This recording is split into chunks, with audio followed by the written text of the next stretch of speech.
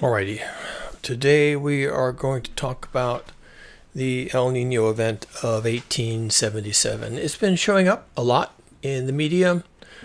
Lots of different pundits and science educators are covering that particular point in time because it was the last time that modern science, modern record keeping can point to an El Nino event of the severity approaching what we're just about to have.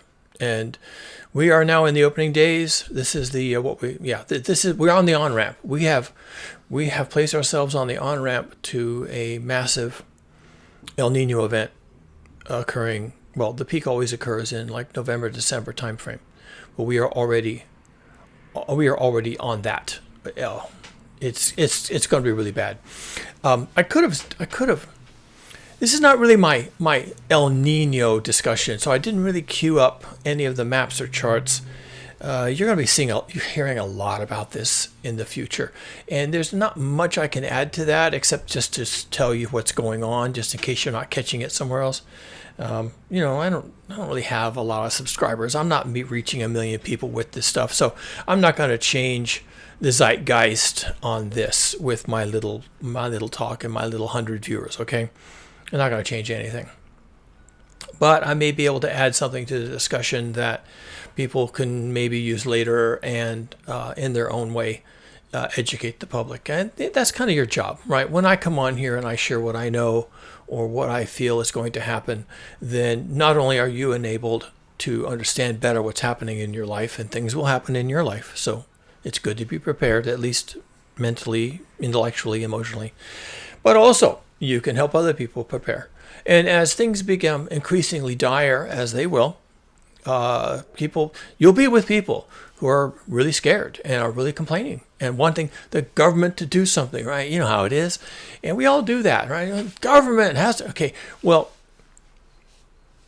you'll be in a position, and anyone who listens to this video will be in a better position, to kind of approach it in a way that might be useful, other than blaming the government or blaming the immigrants or something like that. So along those lines, you should maybe share this video. And if you like this kind of content and you do want to continue to be kept up to date on what is coming, because baby, it's coming, then you should subscribe. And as always, like the video. The YouTube algorithm puts a lot of stock in those kinds of interactions. Like, subscribe, and share. That's the general rule for this kind of stuff. Other ways you can help. My book, what is about a 100-day period in which civilization collapses, and the more water is under the bridge at this point. I published this like a year ago. The more water is under the bridge, my book is rapidly becoming a documentary. I've said that before on here. It's becoming a documentary. And that's too bad. I didn't really anticipate that, but that's kind of too bad. So that's another thing you can do for yourself. Buy the book, read the book.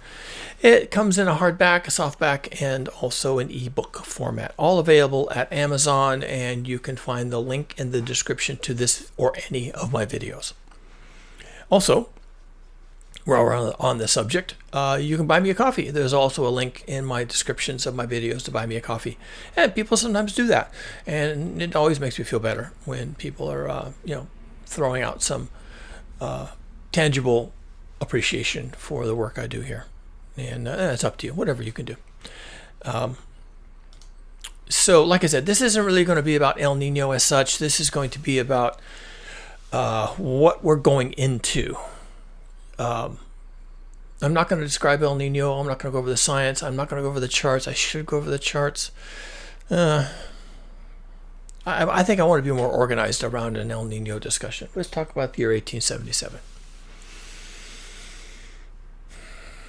A lot of the discussion you're going to hear going on in mainstream media is about what we would call the scientific record.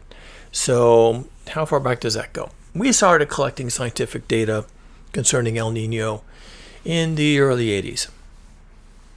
Just in time, really, to catch one of the big ones, actually, the 82-83 El Nino in 1980. 1982 to 1983 because it peaks right at January. And so there's a run up in one year, and then there's a plateau, and then there's an extended run down in the next year. That's generally how it happens. So we talk about them in terms of 2 years. It's a winter phenomenon. But it doesn't matter when it happens. It almost always happens in the fall, winter, but it doesn't matter when it happens because it impacts the entire globe. So some places on this globe don't really have winters, but it doesn't matter. The El Nino that happens in the northern hemisphere winter affects the entire planet, more or less. Now that's hard to imagine, but that's actually what happens. And again, you'll have to go find some science communicators out there who will explain to you how that happens. I don't want to do that today. What do I want to do today? I want to look at the last time we had something on a par with what's coming for us now. You'll say, well, we don't really know what's coming for us now. Oh, yes, we do. Oh, boy. And we've known since January that something evil or something wicked this way comes. We've known since January. And they've been watching this thing closely because they knew many months ago that this was going to be bad. And every month, when they published their results on how bad this was going to be, and it was going to be bad, every month it got worse. Every month that they got more data, the data said worse. And so we really don't even know at this point. But it's bad. It's bad enough to be worse than all the events in the modern record. So that goes back to the early 1980s. Worse than the major El Nino events we have seen, which would be 82-83, 97-98, and 2015-2016. We also had a fairly bad one. It wasn't bad, but it was timed to coincide with the worst of the marine heat waves that we'd had up to then. That was 2023. So they'll sometimes mention 2023. 2023, if you're on this channel much, is also when the Earth dynamic system went off the rails in 2023. And that was bad. It was bad for climatologists because they weren't ready for that to happen. That was not predicted. The El Nino was predicted because those can be predicted, but the impact on the Earth system was not anticipated. And people have been looking very close at the Earth system since then and wondering what happened. What just happened? And they've only had a few years now to look at the events that came after 23, 24. And we're already into 26, 27. But the feedback has been that the Earth dynamic system was launched into a new level of behavior because of that El Nino. Even though it was not a strong one, it just happened. But because of everything else that's happening with global heating, okay, there's a theme here, okay? Because of everything else that was happening around global heating, the 2023 El Nino, which is itself a heat event, kicked the system into a new regime of behavior. And it has not really returned. This El Nino is going to be worse than that. The Earth is hotter than it was in 2023.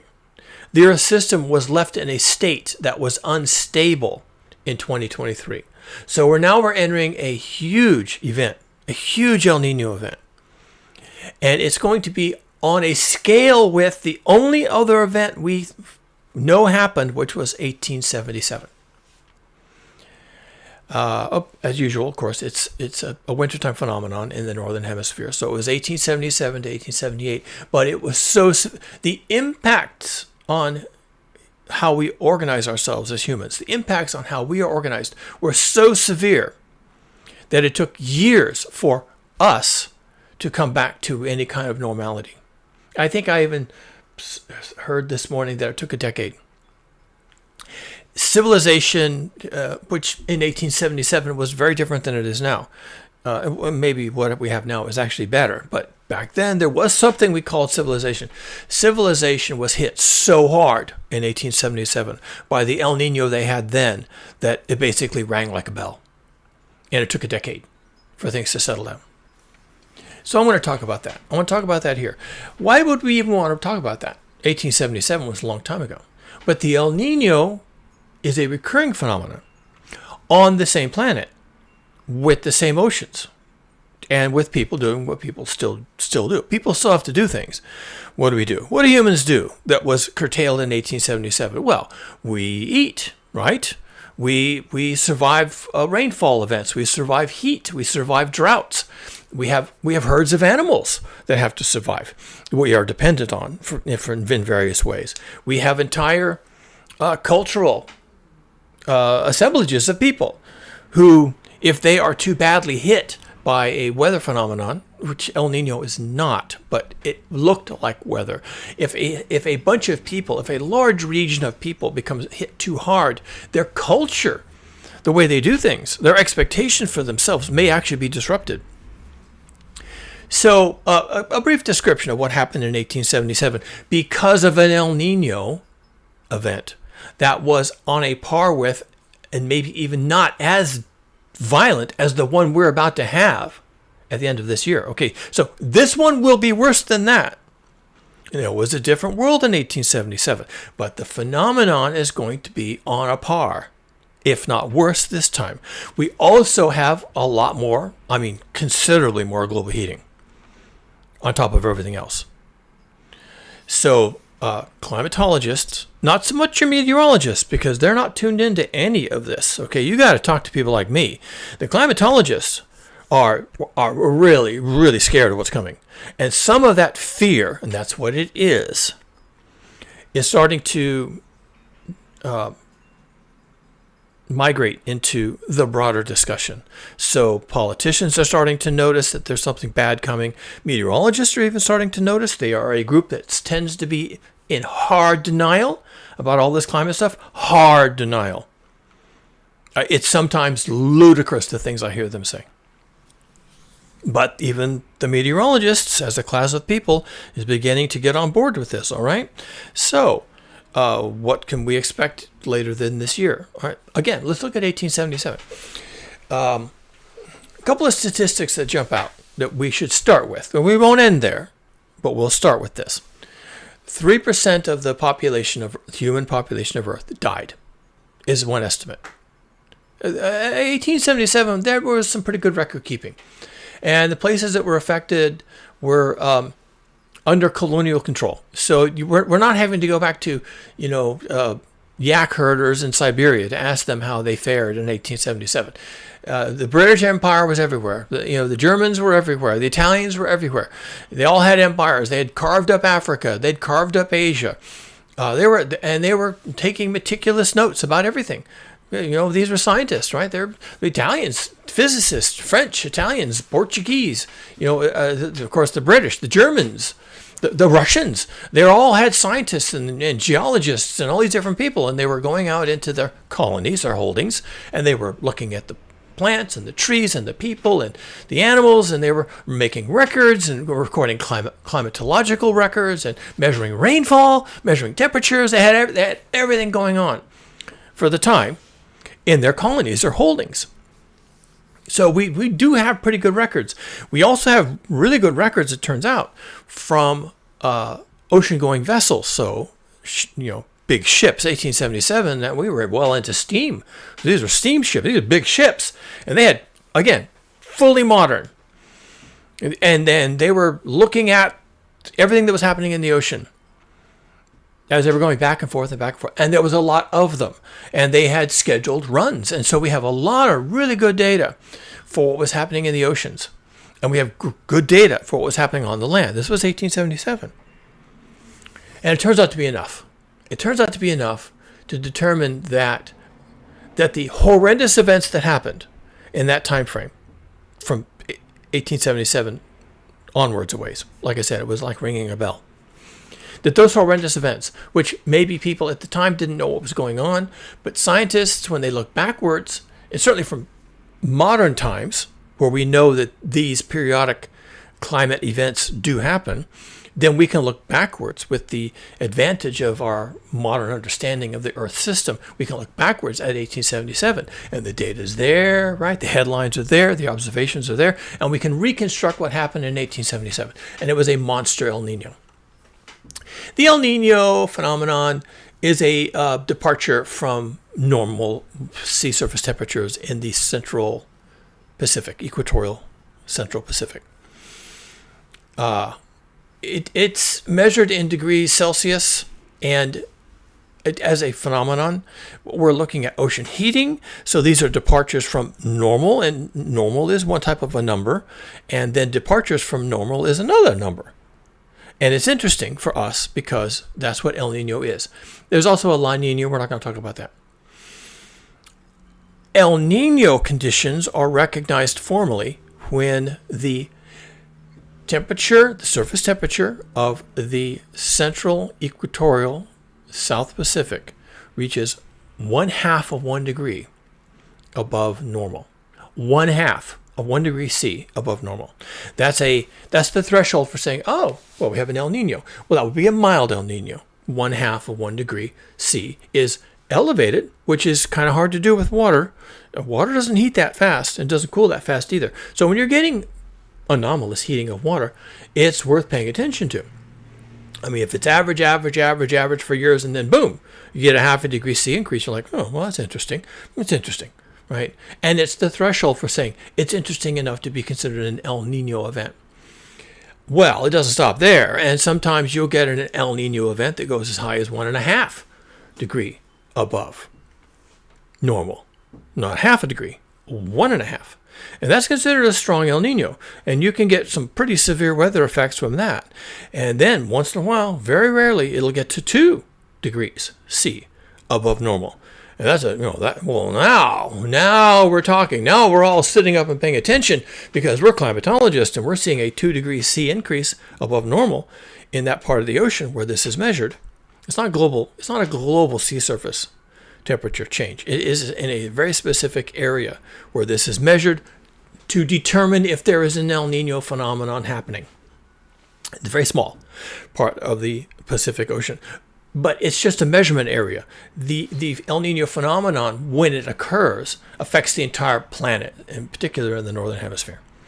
So we're only measuring it in one study area, but it affects the entire planet. I know that doesn't make any sense, but that's how science works. If you're taking the temperature of a place, in Colorado or Alaska or wherever, then you have your thermometer at a particular spot. You attach it to a post, and it's at a certain height, and it faces a certain direction, and you never move it, you never change it, and you always go back and you see what's happening with that thermometer at that place on that post, and you never let it change. And that gives you the consistency you're looking for. The El Nino phenomenon is studied in a very small area. It's like a thermometer sitting on a post, okay? And it doesn't move around. We don't move it around. It's just right here, okay? We know where it is, latitude and longitude. We always go back there. We're using satellites now, but they use ships for a long time. We use satellites now. We always go back there. We measure it with the thermometer, same way. Always, everything is the same, and we're looking for departures from normal, all right? So it's measured and studied in a small area called the Niño 3.4 region. But it's the El Nino phenomenon that is being described. And the phenomenon is global. So I was talking about 0.5 is the threshold. A 1.5 is pretty strong. 2.0 is really unusual. And the El Nino in 1877 was thought to be well over 3. And that's a big departure. That's pretty serious. That kind of thermal departure can inject enough heat and therefore moisture, you get both, into the atmosphere to change global weather patterns. Well, that doesn't make any sense. Well, that's how the weather works, folks, okay? You can really go into the weeds on this, and you should. If you think it's not possible that an El Nino can change global weather patterns in a significant way, then go down the rabbit hole. That's what you're supposed to do. We're doing science here. A lot of people spend their entire lives studying this. And if you think you can have your own opinion and that makes it a fact, well, you're wrong, okay? Yes, it affects the entire global climate. 1877, 50 million people died. Now, at the time, they didn't know why 50 million. Well, they did know why 50 million people died. They died of starvation. They don't know what caused the famine. Now we do. We attribute it to El Nino. And that's easy to do because we now know what effect El Nino has on the planet. So that's why 2023 and 2015 and 1997 and 1983 are so important to us because we know that 2026 is going to be a strong El Nino. So we go back and we look at these previous events. We say, oh, okay, what happened when these other events happened? And how hot did it get? And how much of a departure was it? Well, okay, now we have some data, right? We have actual data. But turns out, those were not the big event. I mean, they happened, and they were a big deal. Go back and look at some of the things that happened. Go right back. There's lots of documentaries that have been discussing this because of what's happening right now. Oh yeah, people are getting nervous. Oh yes, we're going to talk about this. I'm going to talk about this. I've been talking about this, and you're going to talk about this too. And you're going to hear all about this, and you're going to get sick of hearing it. 50 million people died in 1877. So that's why we talk about this. See, historians and climatologists know these things. They know these things happened. And the meteorologists don't care because it's not tomorrow's weather. And the politicians don't care because it doesn't bring in tax revenues. And nobody cares about these things. They all have reasons for not caring about these things. But the historians care because 50 million people died. And back then, that was a lot of people. That was 3% of the population of the Earth. 3% of the entire population of the entire Earth. I could look it up. How many people died during the Black Death? Mostly in Europe, of course, and we care so much about Europe, but still, it was a lot of people died. Half of Europe died in the Black Death. What percentage of the world's population was that? I don't know, about 3%, something like that. You could look it up, but it's a number on that order, okay? Because there's a lot of people in the world. And back, in the 1100s, when the Black Death was killing people, well, there was a lot of people in the world, and most of the people of Europe died, but that was maybe 3 or 10% of the global population. Had huge impacts. We could come on here and talk about that, but we're not talking about the Black Death. We're talking about 1877, and 3% of the population died, 50 million people, because of El Nino. 3%. Now, I'll save you the math. There's 8,000 million humans today. 1% of that is 80 million. 3% of that is 240 million. So that's something. That's a number. You want some sciencey things? Well, there you go. There's a number. 3% of the current population is 240 million people. Now, we don't know that 3% of the population today is going to die. Even if it was 1%, that's still 80 million. That's a lot of people, okay? That's more than 50 million. Please note, 80 million is more than 50 million, which is what died in 1877. So, that's something. But what if it is 3%? Could it even be more? Oh, well, we don't know, right? We do know that the coming El Nino will be as bad. There's a high probability. We don't know for sure anything. The whole thing could fizzle tomorrow. Of course, that'd be interesting if it did. Like, how'd that happen? Okay, but it won't. And if it did, it could fizzle to some degree. And maybe we end up at 2.5 or maybe under 3. But the projections are it's going to be over 3. The projections are it's going to be worse than the 1877 event. And the projections are that I've even seen some data that that's been available recently that suggests we could even go over 4.5. And 5 is not out of the question. It's a low probability event, but if it's an event and it has some probability other than 0, then it's on the table, right? There you go. 1877. What happened? And could that happen again? Well, it's the same planet, right? Same phenomenon. It wasn't that long ago. Could it happen again? Sure. It could happen again exactly like it happened then. In fact, that would be kind of the expectation. Why would it happen? Why would it turn out differently? Same planet, same atmosphere, same El Nino, same value, right? A little over 3. We could do a little over 3 pretty easily. We could even hit 4. So, yeah, okay, it's all lining up. All right, 1877, 3% of the population of the Earth died. How did that happen? Okay. There's probably a lot of things that can, we know. There are a lot of things that can kill people that look like weather. Torrential rains, heat, drought, which, usually heat gives you drought, but they manifest differently. Heat, you can have a heat wave that lasts a few days. Drought, of course, lasts many years. Um, and droughts lead to crop failures, and crop failures lead to famine and or also called starvation. So, and maybe even if it's not starvation and death, it can lead to nutritional deficits. They can impact populations for generations, by the way. So these are the kind of things that happen. Now, what happened in 1877, and it's a complicated story. It's actually an interesting story. There's some interesting geopolitics going on, in fact, is that there was droughts and crop failures, and therefore famine, in large parts of the planet, which today, are heavily populated parts of the planet. Back then, maybe that was the same story for 1877. Famines and starvation in China, like most or all of China, Southeast Asia, India, the Mediterranean region, so there you go, south of France, Italy, Greece, North Africa, right, all of North Africa, Eastern Africa, and the area we now call Brazil. So this is a widespread global phenomenon. Now, everybody had their individual experience.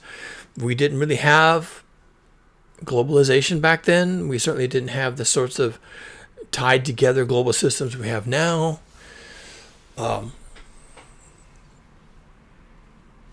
People didn't know. So some of this is historians and climatologists working together to piece together what happened, because there were records being kept. And so what I just described is a third of the planet, of the northern hemisphere land mass, about a third, experienced famine to the point where people died. And they know how many people died in India, how many died in China, how many died in the other parts of the world that were affected. And the total number came to 50 million. And this is just basic, record keeping. 1877, this is modern humanity. Not as modern as we have now. We didn't have TikTok and everything else, but still modern enough to keep records and to want to do that. Now, things were complicated at the time, and this is where we're going to say some mean things about the British. Okay? We're going to say some mean things about the British. In particular, the British in India had a policy that they were exporting food out of India to feed the British people in 1877, and had for some decades before that, probably. So when there was an El Niño event that impacted crop production, the British, who were they? Overseers, right? The British overseers who were overseeing India, and they were doing kind of the same thing in China, and it was happening everywhere. But in India, where most of the deaths occurred, in the 50 million, not most, but about half, the British had a long-standing policy of exporting food to Britain, which policy exists to this day. Britain can supply about 60% of its own food, and then import sale of 40%. So this has been going on a long time. Not uncommon for island nations. When your population increases, you can't actually increase your land area. You're an island. You can't even invade, local neighbor countries because you're an island. So, the British have been in a situation where, for the size and population of their country, they had to import food. That was the case in 1877. So they were feeding the British people in 1877 with food exported out of India. Well, when the crop failure started and the famine began, they just kept doing that. They're like, well, I have a quota to meet. I have to export so many bushels or tons or whatever it was back to England, and so you have to keep producing food. But of course they couldn't, because there was a climactic problem. The rainfall didn't come, or it was too much rain, or some combination of things. So they couldn't produce the crops. And when the British overlords had to make their quotas, they just took what food was there. And they didn't leave anything for the people. You say, well, that's shitty. Yes, there you go. Yeah, it was. And they didn't care. And why didn't they care? Well, I don't know. You could guess as well as I could. Why didn't they care about the people? Why did they take all their food and send it to England? Why did they leave the people to starve? Oh, you can figure that out for yourself, can't you? You could read up on it. And that's what happened. Also, there was other crops that were more valuable to the British than even food, like cotton. Cotton was a big deal. So they had convinced the native local farmers to stop growing food quite so much and start growing cotton. Well, you can't eat cotton, but it's very valuable. So the British had people growing cotton, probably paying them even extra. So there's a financial incentive to do that. So food production went down per capita. Cotton production went up. Again, you're not creating more land here. You're just using the land differently. So, and then they exported the cotton. Oh, and there was a cotton industry in India, and there still is to this day. So there was, everything you can imagine, right? All the preparation of the fibers and the looms and the weaving and the making garments and all this stuff was happening in India. And then they actually were shipping finished garments to England. So there's a whole industry. But the problem is you can have an industry wrapped around cotton and garments and exporting this and making a lot of money. But of course, the money is going to the British overlords. That's how it works. That hasn't changed. And there was less food being produced. So when El Niño came along in 1877 and crashed the food production economy in places like India, the land that was in cotton stayed in cotton. I mean, you can't really change it. Maybe even the crop for cotton failed, but it doesn't matter. That's just an industry, and they're just making shirts, right? And socks and whatever else. So that industry probably collapsed because, again, changes to the climate. But at the same time, the food collapsed. But they had to keep exporting food because quotas, right? Isn't that the most important thing? Is your quota? So the people starved. The starvation was so bad and the conditions were so pitiful and so obviously evil, so obviously incorrect, that it gave rise to the initial nascent forms of the Indian independence movement, which, of course, culminated with Mahatma Gandhi and his work, and we're all kind of familiar with that. But it started in 1877, and it started in 1877 because of the famine and the crappy way that the British overlords treated the people and all the people that died. And the reason all that happened was because of an El Niño event that took place in 1877 to 1878. And that event, once again, was on a par with what we have coming now. And so, knowing that, it's like, wow, okay. So, there was an event in 1877 that really broke things and left people starving. And even though the British don't have an empire in India anymore, there's a Indian government, and they kind of treat the people the same way the British did. Gee, I wonder why that is. I wonder where they learned that little trick. Okay, so there you go. We're kind of have the same setup. The British aren't in India, but the British are still in India, right? Is that, there's a mindset there, okay? There's a mindset that I'm here and I'm making money and I'm getting rich and these people are working for me and, and I have quotas to meet. There's the same mindset. And so now we have the same thing coming. And I'm really worried about India. Even without thinking about 1877 and what happened to them back then. Even with the complications of the British Empire, and even though they're not there now, and all these kind of things are different now. It's all different now than it was in 1877. That's fine. Okay? I'm still worried about the Indian people. I don't know how well they're going to survive this. Now it's a modern country. They have electricity and air conditioning and sophisticated agricultural systems. Now you would think that sophisticated agricultural systems are more resilient. Right? You have electric pumps to pump water, fertilizers you can put on the fields. And so it shouldn't be as vulnerable to the next super duper snooper looper El Nino as it was in 1877, right? We should be a little more resilient. But I guess we're going to find out, aren't we? We're going to find out. Now, we can be hopeful, but we won't know until sometime in 2027. And if James Hansen, leading climate scientist alive today, If he's correct, then it will be like 1877 to the extent that the system, the earth system, but also the political and the agriculture system, all these systems, when they're hit in 2026 and 2027, will ring like a bell. And that the impacts and the disturbances will continue for possibly many years. And look what else is going on. There's 1.5 million people living in India now. So even while they might be a fully modern country with fully modern technology and they can do a lot of amazing things, you still have 1.5 billion people. And that's an overhang, okay? That's an overhang. And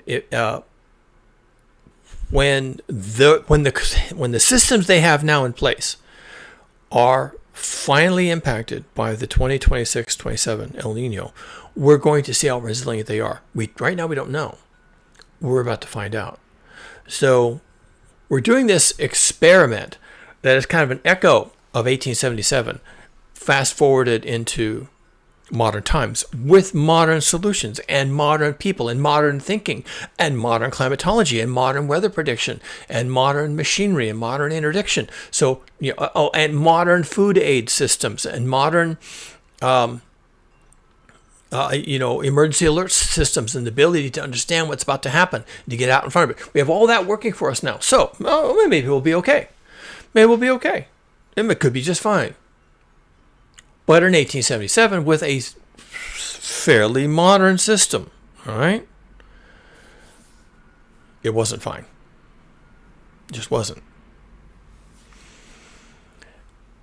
We're about to find out some things. And we're about to find out some things while the Straits of Hormuz are closed. And will be, probably for the rest of this year. We're going to find out some things while there's all kinds of geopolitical shenanigans going on.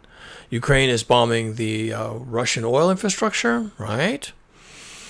We're talking about food crises now across the planet. Like in the UK, they're saying, in addition to the fires and the heat, they're looking at a possible food shortage. And I've heard talk that they're already talking about at the government level, or at least at the media level, which is just one below the government. And when the media reports things, sometimes they're getting that message from the government, because sometimes the government uses the media as like a secondary part of the government to get the message out ahead of time. So if the media in the UK is saying, well, we could be heading towards rationing, not saying we are, just saying we might, going to plant that thought, okay? Got to get out in front of these things, because if you just drop it on them right away, they're going to say it's a hoax and it's a mind control and it's, it's like COVID, right? We don't want to do that again. So so the government's going to use the media to get that message out there. We're going to normalize thinking about rationing and having to tighten our belts, and that's the conversation. Now, you weigh that any way you want to. That's the conversation. Now, here in the good old U.S. of A., it's the same conversation, believe it or not. And our media is even more whipped into shape by the Trump administration than they are in the UK. And the EU, they just talk frankly about what's happening. Now, the whole place is on fire. And the crops are not looking good, and the water is drying up. The Danube and the Rhine and a bunch of other major rivers are not looking good at all. So the EU will just tell you straight up what's going on, because they have a working relationship with reality, as I like to say. And the UK is pretty much on board. The stuff I get from the BBC, it seems honest to me.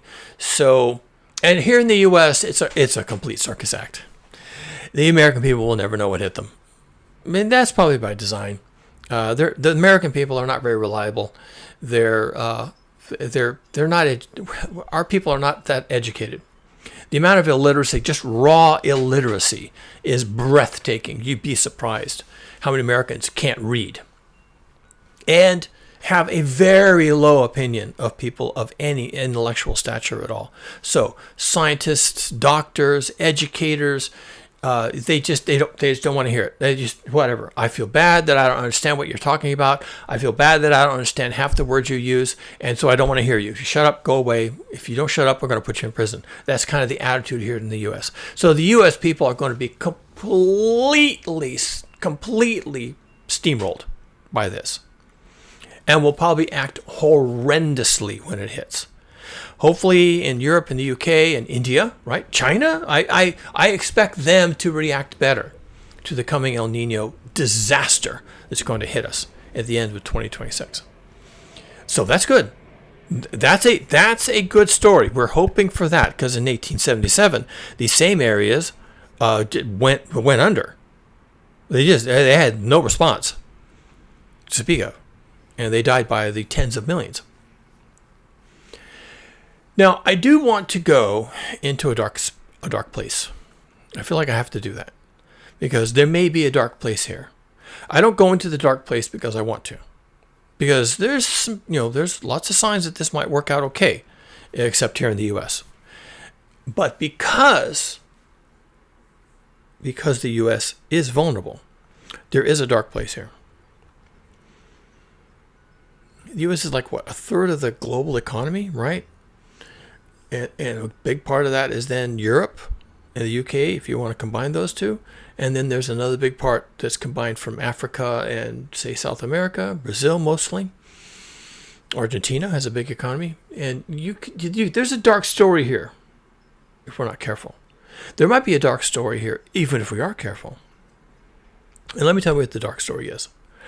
Because, what is it? Forewarned is forearmed. That doesn't mean you have four arms. Okay. If you know something is coming or it could come, then you're going to be in a slightly better position to cope with it. And that's all we're talking about here is coping. Like I say at the end of my videos, don't die. That's a coping strategy. Not dying is a coping strategy, okay? So there are ways we could cope with this, but we have to kind of know what's possible. What's on the table, as I like to say. What's on the table? What's on the table is actually the collapse of civilization. And here's how that happens. I'm a fiction writer, so let me just tell you a story. Let me tell you a story. It's a dark story. How likely is this? We'll talk about that when I'm done. Here's the dark story. We're already in big trouble. Just because of the closing of the Straits of Hormuz, because of the war with Iran, which is dumb. But we did it, and we have dumb people still doing it, and the dumb thing is going to continue. And so there's no hope of correcting the dumb shit they're doing, okay? So because the Straits of Hormuz are closed, we are already having a good deal of talk about a crop failure for 2027. Last year, supposedly, we would have had our harvest, and that's the food we're eating now, is the harvest here in the Northern Hemisphere. The food we're eating now was harvested last harvest season in early 2026 or so, mid 2026. This time last year, we were harvesting. This time this year, okay, we are not harvesting for a combination of reasons. And if you've been paying attention, you kind of know what these reasons are, and the reasons make sense. You would really expect this to be the reasons. Farmers couldn't get the fertilizer, and in many places, the water, right? They couldn't get the fertilizer or the water to justify planting. And I'm using some deliberate term here. You should go see my last video that I did a while back. Maybe I'll try to link that into this video. About how the farmers are having trouble. It's a multivariate problem. It's a multidisciplinary problem. They didn't get their fertilizers when they needed them, and those come from the Middle East, the Persian Gulf, a lot of them. They couldn't get many places. They couldn't get the water that they needed. Major rivers are running dry, including the Colorado River here in the U.S. A big source of agricultural water. They weren't sure they were going to be able to get the enough harvest to justify the labor and the expense of planting, so they didn't plant. Now, in most industrialized nations in the world, there are fallback positions for farmers when they can't plant or when the crop fails. The government will generally pay out some subsidy to say, okay, you're not going to go bankrupt. We'll keep you on the farm. You keep your equipment. Pay your mortgage, and next year try again. So most modern nations have these kinds of programs now, just to keep the farmers going. The problem is, The phenomenon of farmers not planting is global now, because the closing of the Straits of Hormuz was global. The increase in the price of diesel, the increase in the price of fertilizer, the decrease in availability of these things was global. So globally, we're having a deliberate, not planned, but a deliberate failure to create a crop to be harvested this year. And the harvest for this year is happening about now, or shortly will be. And they're already saying, I've heard this here in the US, but I've also heard it in the UK, that harvests will be down 50%. And the quality of what is harvested will also be decreased by 50%. So the nutritional value of what's harvested will be a fraction of what it should be, and what will be harvested also will be a fraction of what it should be. So we have multiple layers of failure here piling up.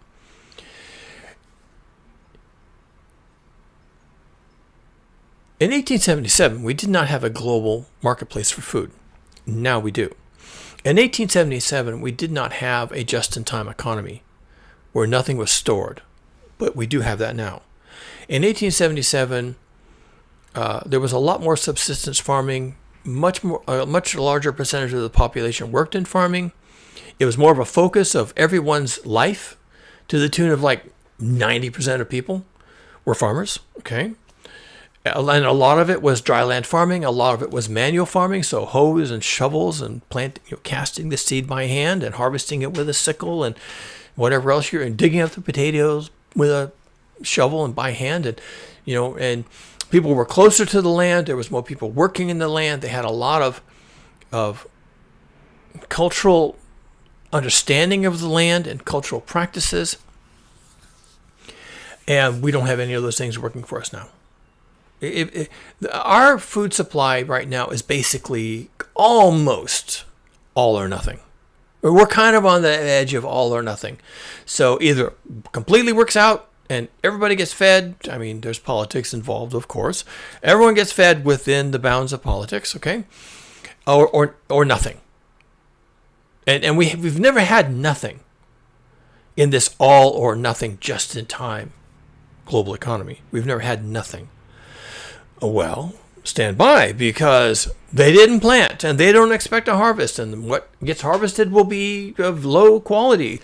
And what about next year? Well, it could be just the same as this year. And so we had some supplies from last year held over to this year. Well, we don't do very much of that because everything's just in time. And so next year we won't have anything held over. And so we go into 2027 with depleted stores of food, depleted capacity to grow food, because nothing's will have changed. We're still in the thick of the El Niño phenomenon, so it's still 1877 in that regard. And so by the time we get into 2027, and the same calculations have to be made by each farmer individually, okay? What's the price of diesel? What's the availability of diesel? Oh, and fertilizer and water too. And last year, I didn't have any kind of a harvest, so I'm really looking at this year like, should I even bother? And will the government pay me if I don't? And if they don't pay me, what am I going to do? Okay, and everyone's making these same calculations. They're sitting down at the dining table after the kids have gone to bed, and they're talking with the spouse, they're talking with the eldest son, and they're sitting at the coffee table, and they're drinking their coffee after dinner, and, they're having the conversation. What are we going to do? Are we going to plant this year? Well, what are we going to plant? We didn't do good with wheat. Okay, we're going to try corn. Corn requires a lot of water. We don't have much of that. How about soybeans? How about peanuts? How about oil seeds? And this discussion is going to happen. And every single farmer is going to make that decision. And we're going to go into 2027 with nothing.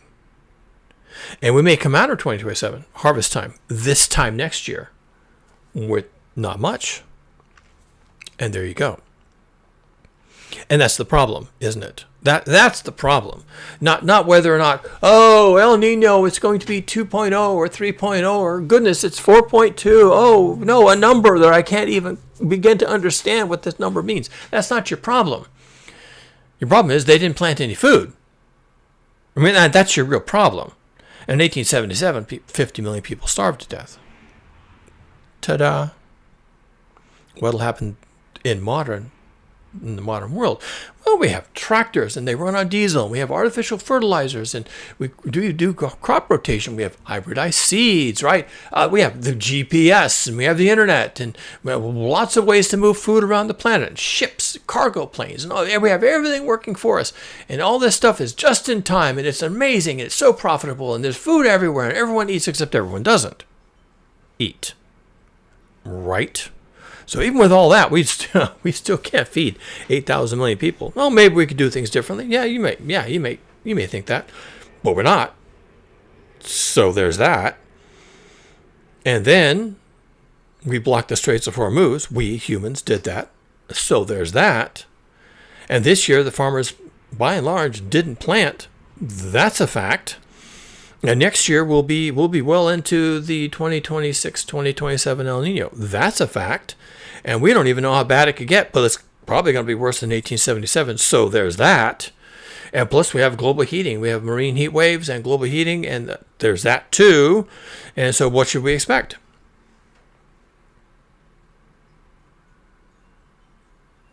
$3%? I mean, that's the number that's floating around, right? 3% fatalities? That's a number from 1877. Okay, maybe 240 million people. Now, I said I was going to give you the dark story. This is part of the dark story. Here's the dark story. 240 million people dying in a year or two is a cataclysm. Here's what the world looks like with 240 million people dead in many of the world's major cities. Dead of starvation in most of the world's major cities. Here's what that looks like. It looks like bodies in the streets. That the observation from 1877 is that the living were so weak with hunger they couldn't bury the dead.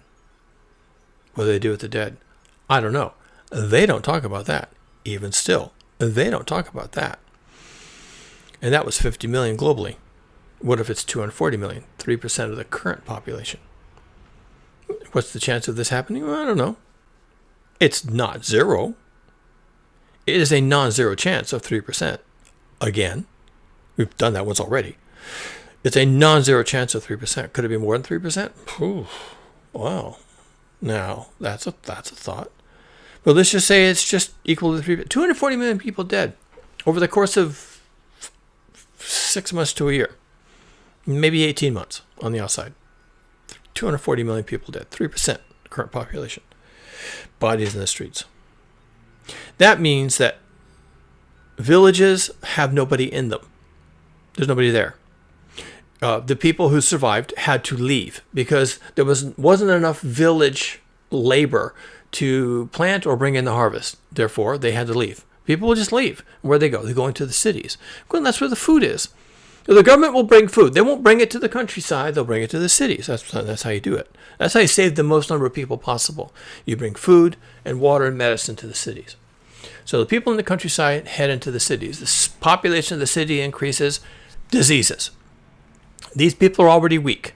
So they're bringing some diseases from the countryside, but once they get in the city, they probably pick up diseases they've never been exposed to. They're weak, their immune systems are depressed, and they're malnourished, and the government is only supplying enough food to keep them from dying, so they remain malnourished, and then they get the disease. Whatever the disease is, right? Whatever it is, they're going around. And then you have bodies in the streets. There you go. Of a big city. Now you have dead bodies in the streets of a big city. Now, cities are organized, right? They can figure out what to do. What if they can't? What if the whole system just starts to collapse? What if there's enough bodies in the streets that people don't go into the streets? What if people are so afraid of the bodies in the streets and the disease associated with that they won't do their job? They won't pick up the bodies. And once you're in a city, where do you go with the body? Well, you drive it 50 miles outside of town and throw it in a ditch. What are you doing with a bunch of bodies? And you've got 240 million people globally. You're going to lose 10 million people at a time in some cases. You're going to have 10 million dead people around, like, for weeks. And about the time you get rid of that 10 million, there's another 10 million because it's 240 million that we're going to have to burn through here, okay? It's going to take a while, but it's going to happen in big chunks at a time. And this destabilizes cities, and then it destabilizes nations. Nations collapse. And then when a national government collapses, then whatever efforts they were able to mount to try and save as many people as they can, those also collapse. So now you have nations that are suffering famine. People have left the countryside and moved into the city where they have died by the tens of millions. They've died of continued malnourishment and starvation. They've died of diseases that they didn't have in the countryside. And sometimes they brought diseases with them. And more people die from that. And foul conditions, bodies in the streets, flies everywhere, all kinds of diseases associated with that, pollution of the water, diseases associated with that, and you have large urban areas begin to collapse, and that then collapses the government. Okay? What happens when hundreds of millions of people find themselves with no food, possibly no water, and no government? Well, a lot of those people are just going to die. The ones that have some means to not die in place. So they have a vehicle, the vehicle has fuel, they have money, they can buy fuel, they can, maybe get on a jet and just leave the country because they got money. Somehow people will start to move and they'll get to national borders. And they're coming to the national borders, again, by the tens of millions. There's tens of millions that are dying in the cities because of disease and malnourishment. Collapse the government. Then there's tens of millions trying to get out. And they're at the border. Every border. All the countries that are weathering this, surviving this without collapse, will find themselves faced with tens of millions of climate refugees. That's what they are. They'll be malnourished. They'll be disease-ridden, not their fault, okay? It has nothing to do with the color of their skin. It has to do with the situation they're trying to escape, all right? They're going to be malnourished. They'll be bringing diseases with them, and they're going to be bringing a human calamity, human catastrophe with them. And they're at the border. And now what happens? What do? Do you have a war? Some countries will consider that an invasion. Even though these people are unarmed, it's just families, it's just couples with their starving children, and they're trying to just find food and water and shelter, and they don't bring any weapons, they don't want to conquer, and they don't want to take anybody's property or take their guns or do anything else. They don't want to eat their dogs or cats. They just want to not die. But there are lots of countries that will see that as a invasion by definition. Even if it's not an invasion, it's not a hostile thing, it's just a humanitarian crisis. And they'll see that as an invasion. And then what are they going to do with their borders? You tell me. You know what your situation is better than I do. You tell me what your situation is. What do you think is going to happen at the borders? Now, that can spin out of control real fast. We've already got wars in Europe. We've got wars between South Asian countries. We've got wars in Africa. We've got wars emanating from the United States against almost everyone. There's enough demagogues out there, enough populists, that they will use this to foment unrest among their own people, plus fear and loathing. All right? And they will wind that up tight. They will wind that up tight. And people are going to be high-strung when this comes.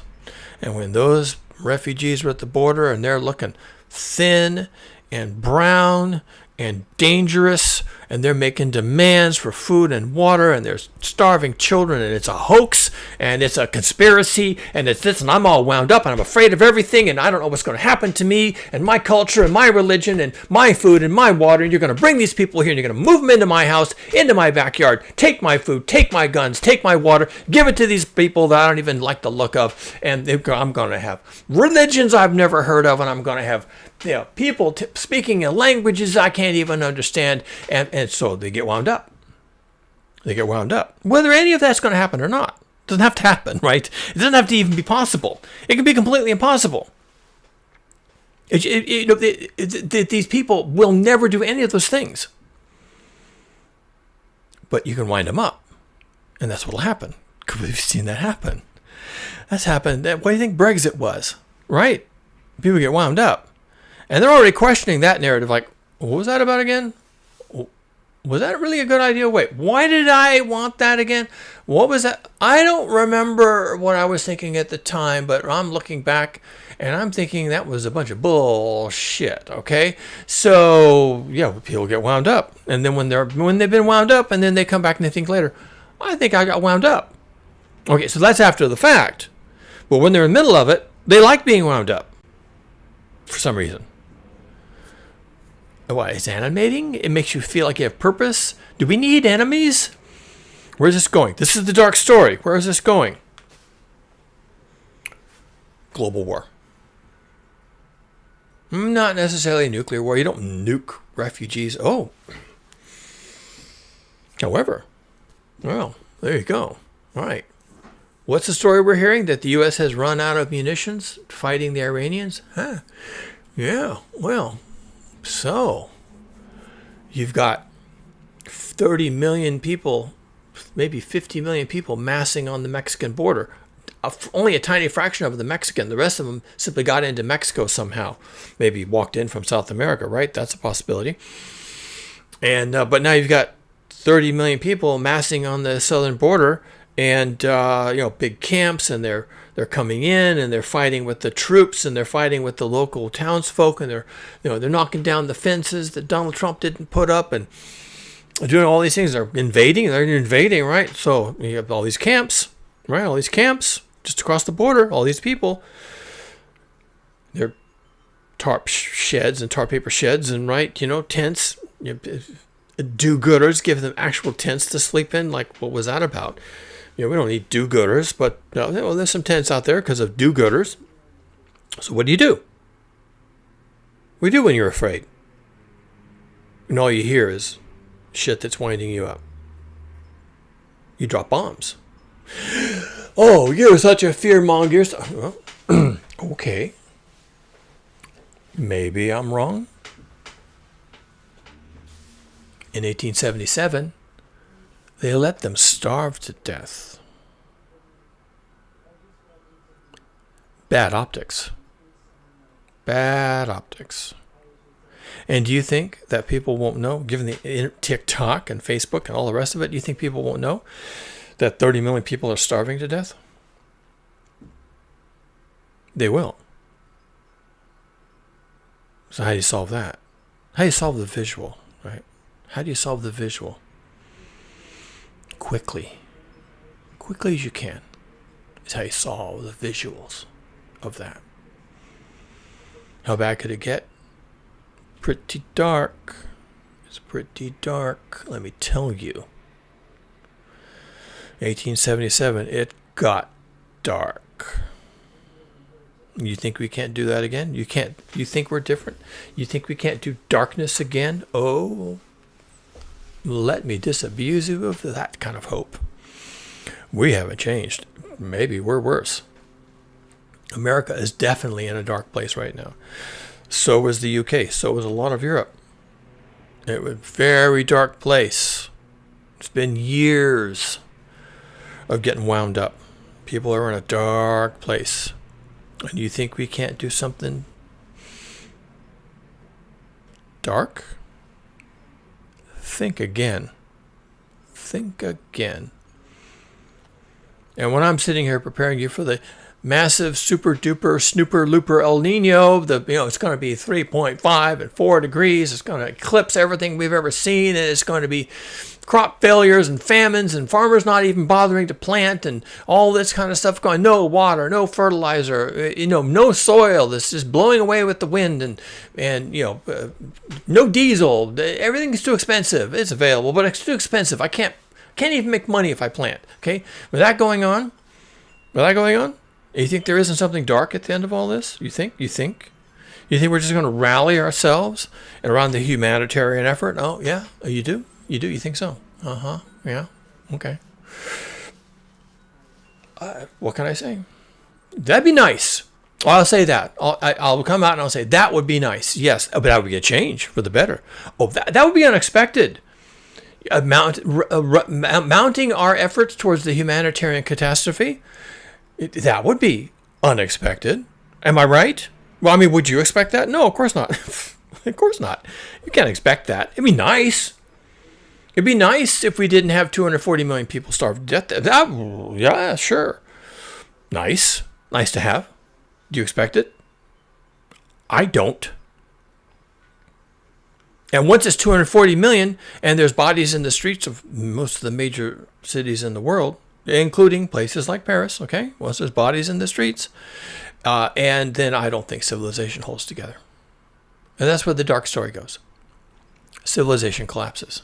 And it collapses under paranoia, real fears like of disease or being overrun, conspiracies, finger pointing and blaming, scapegoating, right? They're eating the dogs and cats. Yeah, that's what I expect. And so do you. And if you don't, then what planet are you on currently? Maybe it's 50 years from now and you're watching this video 50 years from now and people are different. It's like, well, we got over all that. We're better than that now. 50 years from now, it didn't work out that way, Cougar.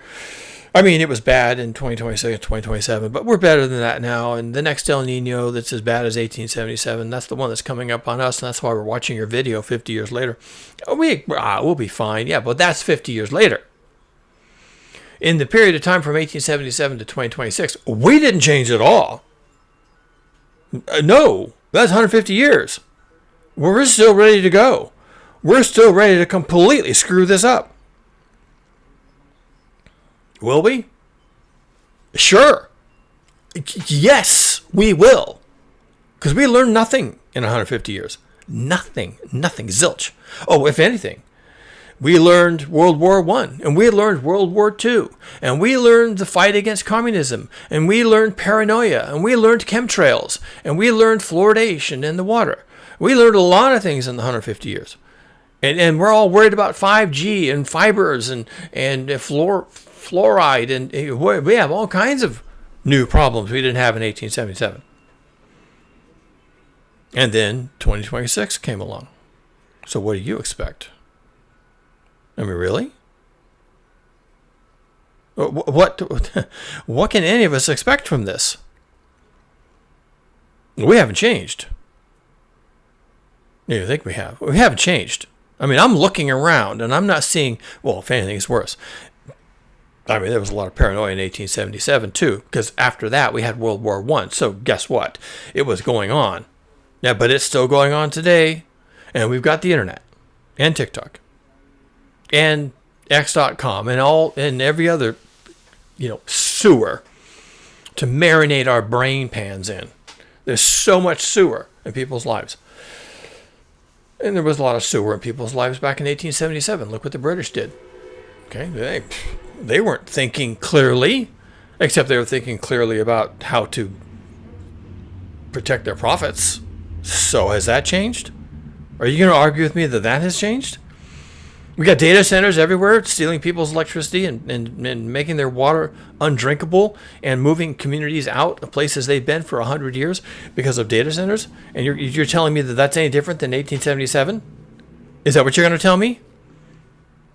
Because I don't believe it. We haven't changed. And we're not going to. And 2026 is going to come along. And 240 million people, possibly 3%. That's the number. 3% could bring down civilization forever.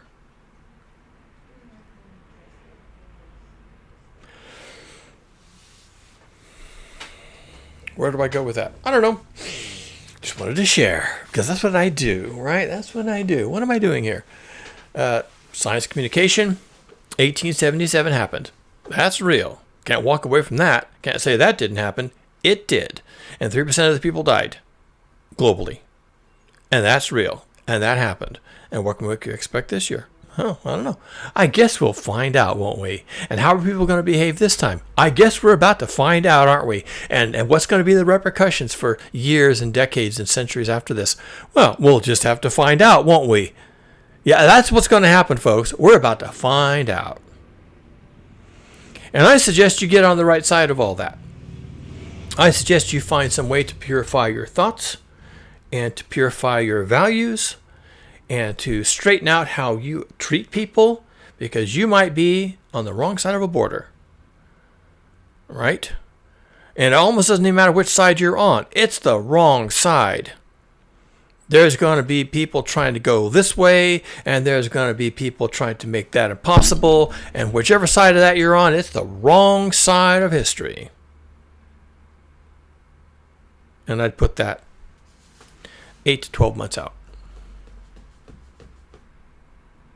Something to look forward to, something to be aware of, something to just keep in the back of your mind as all the things are going down in the global just-in-time economy and the war in the Persian Gulf and the invasions of Greenland and Cuba and Panama and Venezuela and the fires in Europe and the fires in the Mediterranean basin and the Brexits and the everything else and the rise of the alt-right and the rise of the fascism and all the stories and all the scapegoating and all the finger-pointing and all the conspiracies and all the aliens and everything else that's going to happen. You could keep one thing in mind.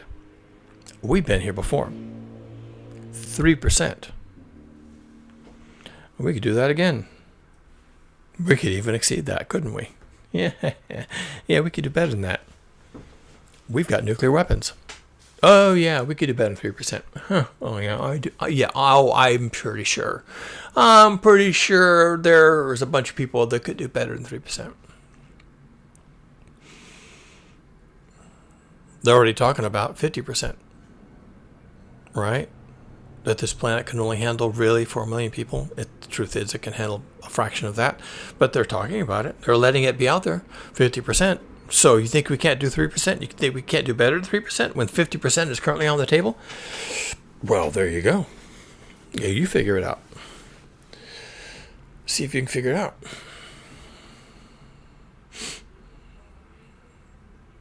I don't know. Will I do another El Nino video? I don't know. My opinion right now is let's just see what happens. Yeah, this is almost not much to talk about right now. Let's just see what happens. Just sit back and watch this. I'm in a good place. I'm not worried. There's a lot of other places that I don't think it's going to work out. Period. End of sentence. Not going to work out. No ifs, no howevers, no wherefores, no but maybes. Not going to work out. Period. End of sentence. Be aware. Stay tuned in. Take the data as real, as given, and pay attention to physics and weather and the talk that's coming around the El Nino. Because that's real. That's where the rubber's about to meet the road. And we're going to find out. 1877 was a thing, folks. 3% was a thing. We're about to find out what happens this time. It's been 150 years. We're about to find out. As usual, my admonition to you is, whatever happens to you, whatever happens to your nation, whatever happens to your just-in-time economy, don't die.